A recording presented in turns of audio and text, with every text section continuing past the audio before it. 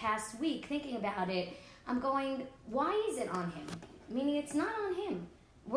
It's both our anniversaries. We both got married. So it's just as much on me to take the initiative. And we both benefit out of the end result. Like, I could have picked to do anything. I could have said, we're doing A, B, C, and D, and we're going to a hotel. And I could have done the whole thing and sort of piggybacked on saying it's our anniversary. But I was benefiting from it so here's the whole another time. thing, very, very quickly. Yeah, did you hear that? She was benefiting from it the whole time. This is mind-boggling. Because here's the situation. There's a underlying media-driven influence that says that the husband is supposed to do these romantic things. Like you said, you both got married, whatever. Now, does the wife need it? Maybe. If you need it, go for it. But there's a pressure, an unpleasant an unpleasant pressure that's there that is concocted by outside forces. She was able to overcome that. That's the strength, and that's what we can learn. We can walk away with something very strong today. That she actually took it. You know, I either sit there and stand on ceremony. Okay, when's he going to do? What's he going to do? Blah blah blah. Or I can just make it happen. And as she said, if she had said, okay, we're going out to a dinner, she made reservations, and you'd probably just been as happy. Yeah. You did something that was special. And I would have to make dinner anyways for my kids. Like, afterwards, my kids were downstairs eating while we were upstairs eating, and they were down. My son and my daughter were downstairs eating. I was like, okay, guys, you could go down now. You know, like, you could have the food. But, so I would have to do it anyways. So it was almost like, why not make it that and I benefited from the whole thing. It was the easiest thing, and I benefited just as much. So I feel like that's what you said. At the time, and the other thing is, like, you will see, there's no way that her husband is going to recover from that gift. Meaning, a few months, it's her birthday, it's whatever. It's well, at least I'm going to make him remember it. There you go. If he recovers, I'm going to be like, remember Romance 22? Her kids saw what she did also. Because they're older. You also set such a good example. Like, you know, this is what mommy did. We're never going to get to these tools. Okay, let's go right to the tools. Thank you very much. Fantastic sharing. Okay, I really wanted to do role playing because we haven't done that in a while here, and I love role playing. But I realized if I don't do all of the tools first and then role play after, we're just never going to get to the tools. Okay. So let's start with number one. That was what, everybody? Thumbs up? Thumbs up. Okay, good. Number two, that's this finger here. That is the index finger, and that is, so here's what we're learning. The 5 habits of closeness. When the relationship goes like this and you see you're not close to your husband, okay? Hold up your hand. Look, you can look at it down here, or you can go to the bathroom to look at it. Look at your hand. This will remind you of the 5 tools. The first one was thumbs up. The second one is your index finger, and that's all I'll take. Number 1, keep your stories shorter, okay? Try and spend more time listening than you otherwise do. I reckon I have the nerve telling the, share that. I remember years ago I was writing a whole chapter, and I was writing a section on emotional stability. It was a book on getting married and how to, whatever, and I was writing a section, being emotionally stable and emotional stability. So my husband walks in the room, and a baby in a crib or something, and one's laying by the floor or whatever. He said, what are you working on? I said, I'm writing a chapter. He said, what are you writing a chapter on? I said, I'm writing a chapter on emotional stability. He says, you're writing a chapter on emotional stability. I felt with tears streaming down both of our faces. So do as I say, not as I do. No, but actually the truth was, thank God, it really is important. Emotional stability in terms of, at least say, when you're thinking of emotional stability, you think of a flag staff, not, is that what that's called? Yeah. And not the flag. For your emotions, you don't want to be the flag. You want to be the flag pole. That's it, the flag pole. Is it staff and pole? I don't know. Anyway, you want to be the flag pole, not the flag thing. So I know a little bit about it, but I guess not in my husband. Baruch Hashem. He's the one who I let my hair down with, and hopefully, it's a. Anyway, I don't know why I told that story. It's telling one of myself. Okay. Anyway. Okay. This is everybody's kind of like, It's so funny. Okay, so this is that to keep your story shorter, give your husband a break. Also, this is don't nag. Right?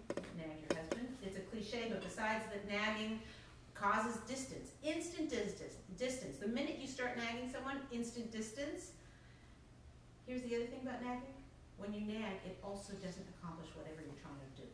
So you're nagging about that. It pushes him away, and like it's not gonna like you're nagging. Do the trash. Do the trash. Did you do the trash yet? When are you gonna do the trash? Have you done the trash yet?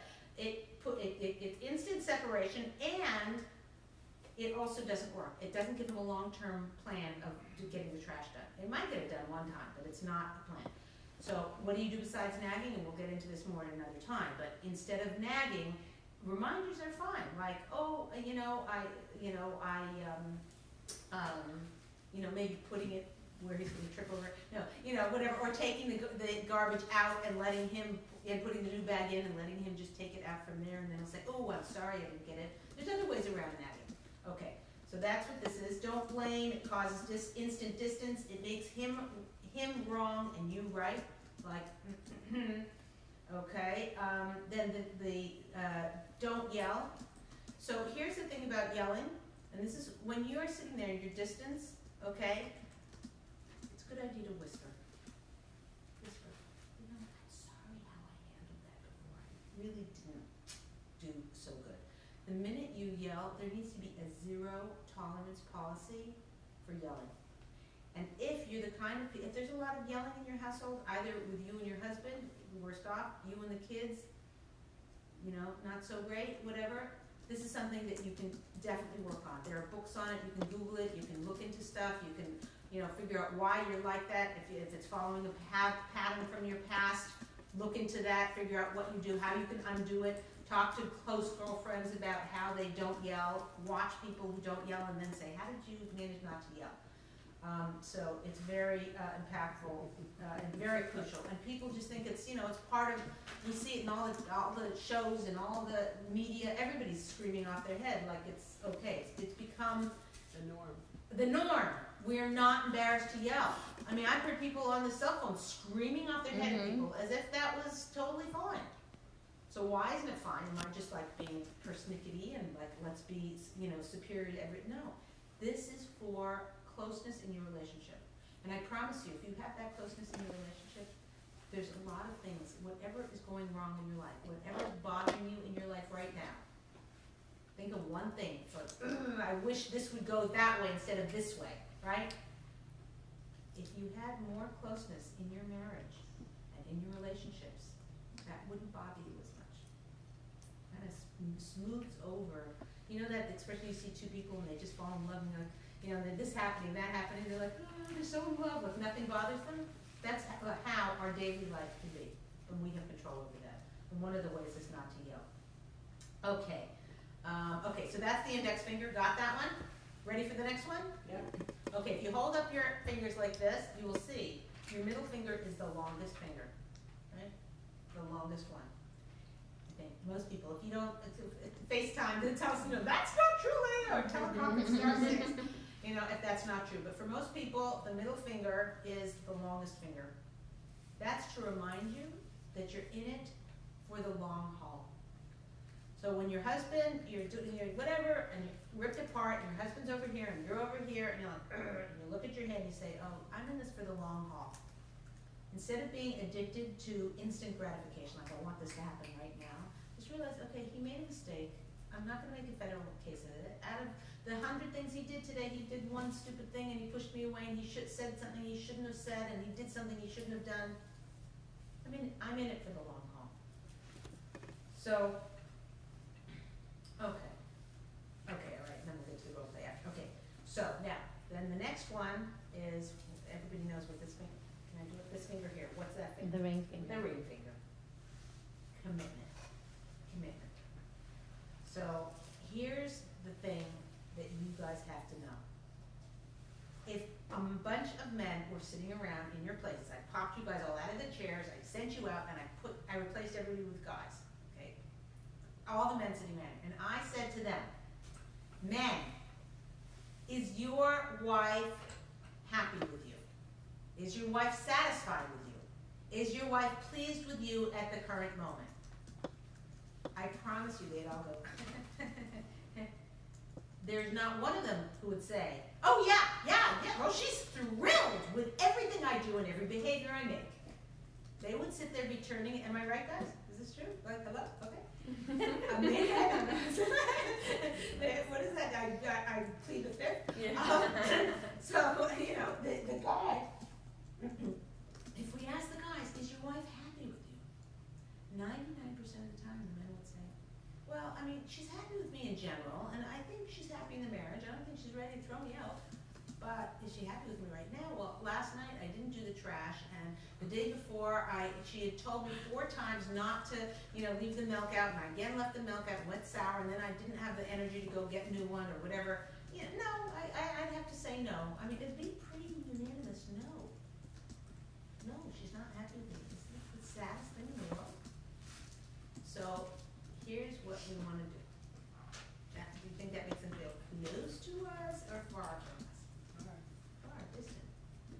So with this commitment one, we want to begin to practice unconditional love. Unconditional love. It's very, very challenging. It does not happen all the days. We're not even capable of doing it all the days or all the times. But it's definitely something we want to work on. And here's how it looks. When we first need to start asking ourselves, how conditional is my love? Am I like an unconditional person, or like my husband does the slightest thing and I'm like, that's fine, everything's fine. If our husband walks in the room and he says, did you pay the phone bill? Yes. Did you whatever. He starts asking a bunch of stuff, whatever. Your steam is right. Did I what? Pick up the dry cleaning or whatever. Whatever it is, he asks you all the things that you already did or you didn't do or whatever, and your steam is coming out your ear because you're like, what are we, the 20 questions? Like, I didn't have a tough day. Like, you want to hear my day? Before you start you want to hear the day I just had? Like, hello? Okay? So steam's coming out of our ear, and we decide, that's it. Zihu, finished. I am withdrawing my love from you. I'm done. I'm going to withhold it from you, and you are not getting it back until such time that I deem you worthy of me giving my love back to you. Is that the president's calling? Okay. Do you get it? It's so sad.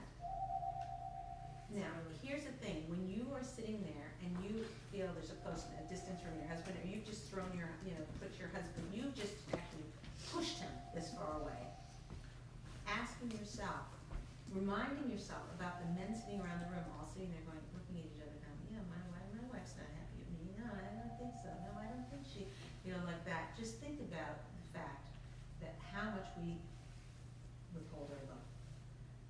Okay. Husbands tiptoe around being in their wife's good graces, and the sad thing is they rarely are. They're constantly making their wife unhappy.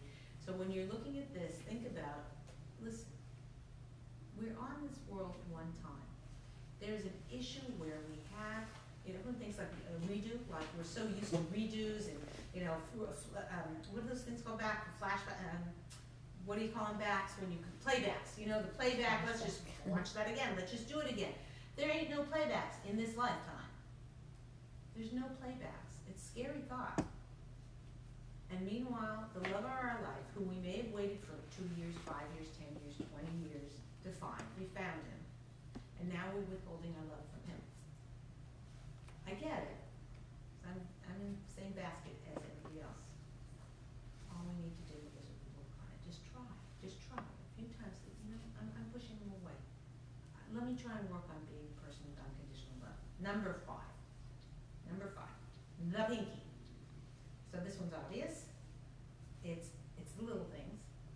So when you have, here you are, you're close, he does something annoying, or something annoying happens, or you get a text that says your kid just flunked out of school, whatever it is that you're bothered, and you just push him away. You don't leave me alone, you just need privacy, whatever. There's place for having your space. I get it. This is not what I'm talking about. I'm talking about actively pushing him away and not being close with him. Okay? So, for that, you're thinking, this is a little thing. how many things can I make little? And is there one thing I can do right now, one little thing I can do that can turn this around? So you ever have a situation where a kid or maybe a friend or something, you do something and it's like you need to come back to harmony with it, like let's say I'm with you and I say, I gotta go, click. After I finished with whatever I needed to go, I call her back and say, ooh, sorry, you wouldn't believe it, that someone ran over my toe, whatever, with a bike or something, whatever it was, you have to laugh out loud because you laugh all the time, but you laugh so silent, and the thing hears that you're laughing. The laughing is what's gorgeous. So anyway, okay, so we are a laugh track, okay? How's that? I would obviously call you back and say sorry, right? So if I didn't, can you imagine also if I did it rudely, like I said, let's say you're telling me, I'm such, I have pain, this happened to me, and I don't know what to do, and I'm so upset, and I'm like, well, I gotta go, I don't have time for this, click. Right? So now we have to come back to harmony. There's an apology needed from me to her, for our relationship to be back to closeness. What if she called me up and said, I like the flowers that you had on your table there. What brand, what was that? Were they, what are those poppy things? You have those round things. Peonies. Oh. Or they are ranunculus there. So, I'm sure I'm not doing it because I don't know what I'm talking about. But, and you were to call me and say, Leah, what were those flowers? They were so stunning. I'm like, wait a minute. Aren't we in a fight? Don't I owe you an apology? Like, how can you be so warm and yummy and friendly to me? I don't deserve it. I'd be like, they were peonies, I'm sending them over. You know what I'm saying? It's like, there's this level of forgiveness we can give over. It's just such a gift. So that's one little kind act on your part. You're gonna get the apology. Or, from the slamming down the phone argue. Or you can say, what are the peonies? Oh, thank you, okay, take care. And then I don't give you the apology. Then next time you talk to me, you say, by the way, you hurt my feelings the other day when you hung up on me in the middle of nowhere, whatever. And I was in the middle of telling you my problems and you slammed the phone down. It really made me feel badly, not loved or whatever. And then I'd be like, oh, I'm so sorry, you're right, I was in the middle of something else. Here's what I was in the middle of, I'm so sorry. Or I would no longer be your friend or something. And maybe not, hopefully you make up. But I'm just saying, the people in your life, you want to surround yourself with people who are always looking to be in harmony. Crucial to our well-being, to always try and be in harmony, especially with our husband. So here, when there's torn asunder, right, you're thinking of your little pinky, and in that moment when you're thinking of your little pinky, you're thinking, first of all, there's two thoughts. One is, how big am I deal am I going to make of this? Am I making a mountain of that whole molehill? Am I making a mountain out of a molehill? I'll translate for you guys. But how many people, or the other thing, what little thing can I do to bring him closer? And that would be asking about the flowers. It would be, like, let's say you were a little short, and you weren't ready to say, I'm sorry for, let's say he came up and he says, oh, can I have a taste of that? And he grabbed 3 of the French fries, and he got his fingers on a bunch of the other ones or something like that. And you're annoyed, right? You're thinking, is this a big thing to make a big deal of? Not really. But let's say you were upset because everything else was upsetting. You're totally stressed out in your life, and that was like the straw that broke the camel's back. News flash. Things people do to annoy us are always the thing that broke the camel's back. Okay, we're a camel's back waiting to be broken. So just take everything in its proper perspective. But so he takes the French fries and he grabs it and you go, come on, right? Now you're not ready to say, I'm sorry, that was out of line. I didn't really mean that so harshly, whatever. You're not ready to say that, but you can do one little thing. You can say, oh, I see that new shirt you're wearing really looks good. And he's like, what? I thought I was in the doghouse. Oh, maybe I'm not. Hey, oh, that's good. And then when you calm yourself down, then you can say the apology. Got it? Those are the 5 tools, the 5 habits of closeness that if you, in the moment, that's why I did it on the fingers, because in the moment you can think about it. Yeah. One question about when you were talking about the middle finger is like you're in it for the long haul. In it for the long haul. What would be the difference between that and commitment? Because to me, I would, in my mind, I always thought, you have a commitment to your marriage. And then, because in my mind, your husband, like you said, you can get upset with for something. You feel really close and connected, and then there are times when you don't always feel as close. But in my mind, this is what I used to tell myself. Well, I'm committed, so it doesn't really. Like, I'm in it for the long run. Yeah, I'm in it for the long run. Yeah. I'm committed to my marriage. Period. Julie, for you, the middle finger is like me. Don't give him the middle finger. I mean, long is great, but all I was thinking when she held up the middle finger was like, okay, I got that one. I'm covered. I got it, Leah. Don't worry about it. Okay. So it's a very good distinction that you bring up between these two fingers. Right. So the commitment finger is more about giving him the cold shoulder, the cold, being chilly. How many are we all chilly, or is it just me? No, yeah, we're chilly. People, like, the minute you get a noise, like chilly, like instant chilly, frozen, chilly. Not really hot, chilly cold. Okay, chilly cold. So it's like it took a lot of years of self-worth or self-work, maybe both. So yeah, So it's a lot of self-work to not be chilly, to realize, oh, wait a second, I'm not going to put him over there just because I can't deal with what's going on. I have to have better coping skills than that. Coping skills are not a learned thing. I mean, it's coping strategies. You had a tough childhood, you had this happen, that happened. Okay, those are coping strategies. Are they the best you could have? Maybe, maybe not. The way to develop good strategies is to come to classes like this, to read books on it, to read articles, to get yourself educated with friends and people around you and loved ones and rabbis, rebbitzins, clergy people. That's how you get better skills. But in terms of this chilliness, it took me years to be able to recognize when my husband did something I didn't like, the 2-year-old response of, I'm not playing, I'm taking my marbles and going home. Okay, that's how serious. Okay, we're already married, thank you. Okay, that was not the best strategy. Recognizing that gives you a lot of power to figure out, okay, what is the best strategy? And you go searching, and you look at our sources, and our sources say, be quick to forgive. There was no shade of gray. Be quick to forgive. That's as much as separate milk and meat. There's no differentiation between those two commandments, those two mitzvahs, is to both of those. So I needed to learn to be quick to forgive. The question. I had something this week, which I don't know if it's any of these tools, but it really, really helped me. It was something that you taught us a while back, and it was a situation where also I hadn't slept all night. I was really worried about something, and I woke up and I was on the phone for like hours trying to fix this thing, and then your husband gets up and it's like oblivious to all of that, and he had no idea what was going on. And I started telling him. Wait, you were up in the middle of the night? I was up in the night when we were traveling to camp. He didn't know, and I was so worried about something, and something didn't go as planned, and so I was so concerned. And then I was up at like 5 in the morning dealing with it till he got up, and then when he got up, I needed to use his phone to try and fix something, and so he was kind of like getting filled in what was going on, but like couldn't understand the extent of it or why I was so frazzled like I was. And wait, hold on, 1, 2, 3.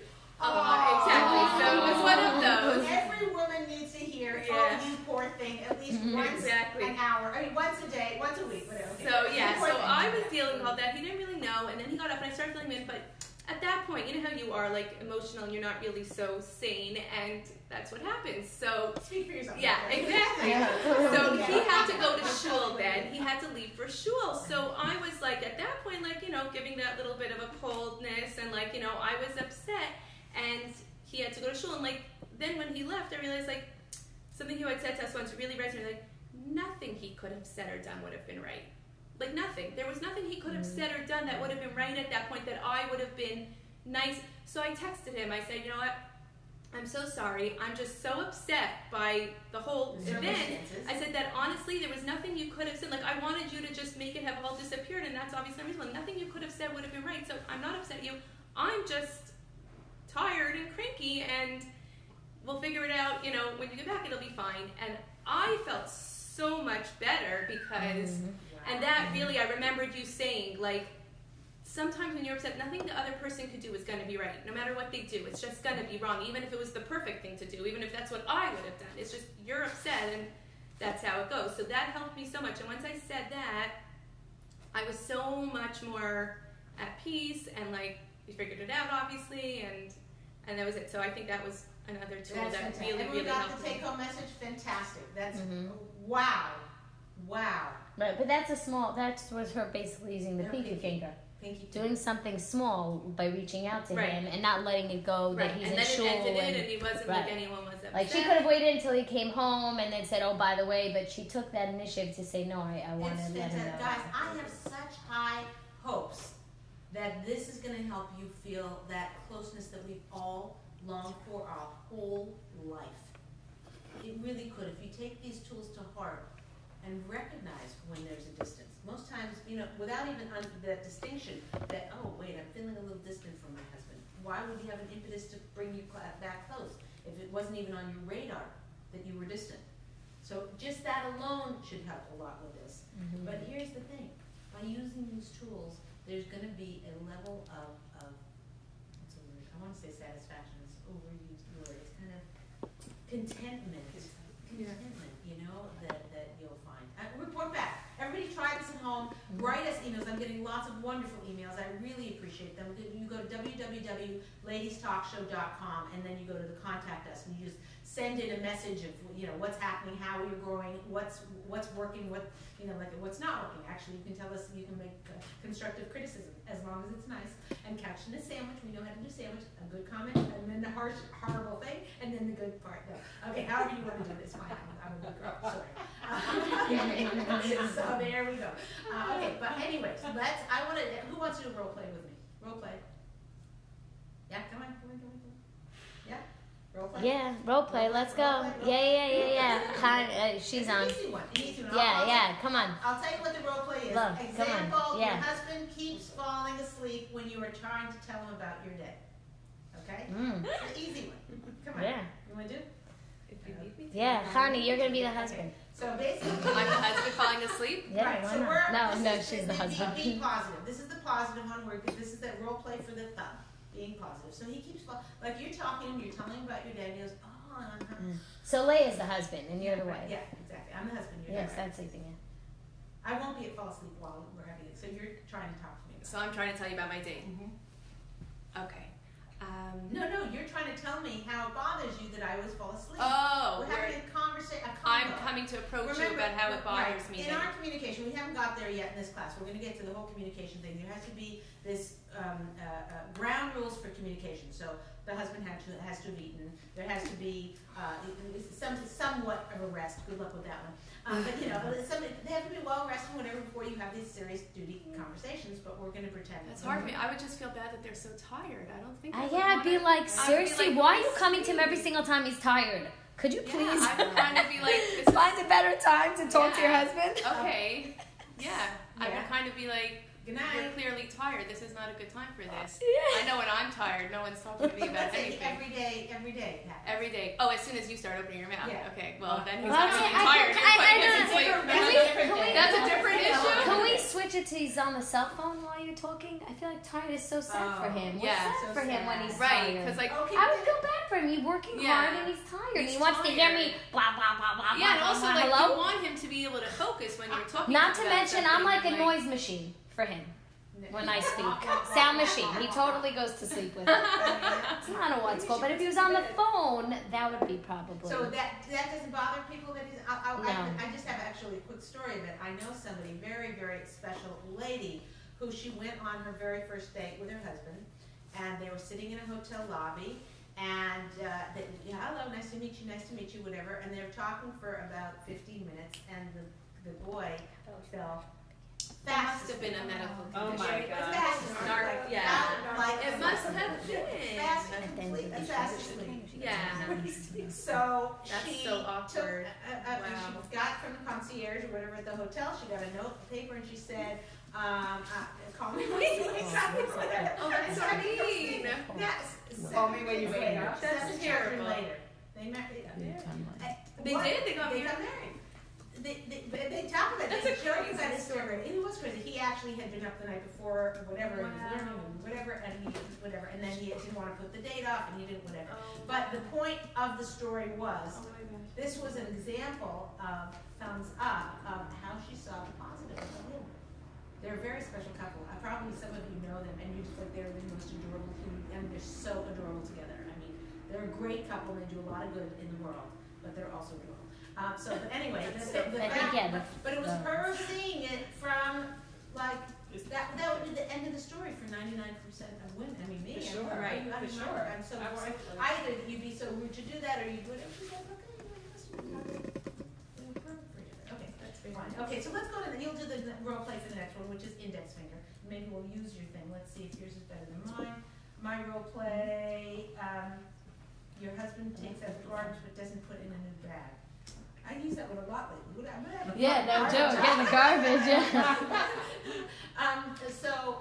Or let's do. You want to do yours? No, I like, and for sure, I like the garbage. Garbage is Okay, so always the good. index finger one, the role play is shh. It's both saying shh. It's talking less, listening more. It's not blaming. It's not yelling.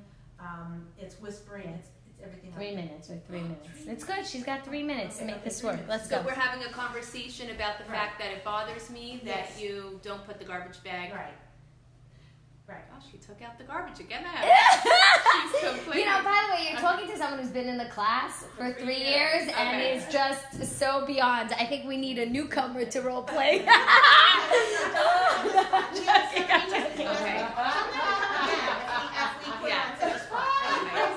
Not her. She's great. She's totally well. She's holding up the book. It won't happen again. They're not going to talk to her after. Yeah, I'm gonna get punished. I'm gonna for totally talking get about arrested.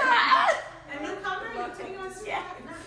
Okay, So we're having a conversation about how it bothers me that you didn't put the empty garbage bag back in once I right. took the So garbage bag out. how you handle it is what now. Maybe Okay. you're trained up already, but I'll try. a lot of I'll do my best. but you should do it how you would have done it, which is why didn't you take out the garbage? Right? That might have been maybe not. I could do it how I would have done it, or I should do it how I do it now. or Yeah, I should yeah. do Do it both. how you're doing it with the shh finger. Yeah, do it the new way. The new way. Do Well, it. what I would do now is if that was something that really bothered me. So you see there's a distance because you're sitting there and you're just annoyed that he didn't do it, and he's Right. walking in and out of the kitchen, and your steam is coming out of your ear because he told you last time, next time I'll do it, and he didn't. Okay. So now you're So holding I up looking at your finger. Tell us what you're thinking. I'm thinking that I would just communicate and I would say, can I ask you a big favor? It's not you, it's me. I have this crazy fetish that like if the garbage bag is without a clean garbage bag in it, in my mind I picture that everyone threw their garbage in there and then I'm going to have to take it outside and start hosing it down even though I know it's not going to happen. It's this like crazy You just fantasy see that I smushed just banana see at the all the way bottom. till the end of. So if you could do me a favor from now on, like as soon as you take out the garbage, maybe before you even do it, take the empty garbage bag so that you'll remember to put it back in, and let's just try it that way. Maybe that would work. That seems pretty good. Yeah, that was nice. That was nice. Yeah, fantastic. Yeah. Okay. When you put it on yourself, it's Yeah, always like yeah. Tip. Yeah. By the way, You're the I leave 4 or 5 extra garbage Yeah, on bags the on the bottom. I was bottom, gonna so say that that whoever also, takes it yeah. out has the other one underneath. It just saves yeah, it. it's just Okay, good. so let's do the And if last it secret drips, of the there's something day there. Here we know. is closeness to our husband is just 5 fingers away. Closeness to our husband is 5 fingers away. That's the secret of the day. Homework for the week is use one of these tools at least one time this week and come back to report. And yeah, that's the homework. Okay, now next week anybody between now and then. I have a topic for next week already, but people have been emailing me in different things that are troubling them. One is when their husband's stressed out, how to deal with it. I think that's what we're going to be covering next week. But I want, in the comments below, please write down topics you'd like us to cover. The people on the teleconference, you can go to www.ladiestalkshow.com and type in either topics that you want us to discuss, or comments, or questions, or whatever. Share with us. We'd like to get that people's comments. It's very helpful to me to develop a show that everybody's going to love. Okay, this is the Ladies Talk Show. Your host, Leah Richheimer. Thank you so much for being here. And remember, 5 secrets, 5 habits of closeness. See you next week.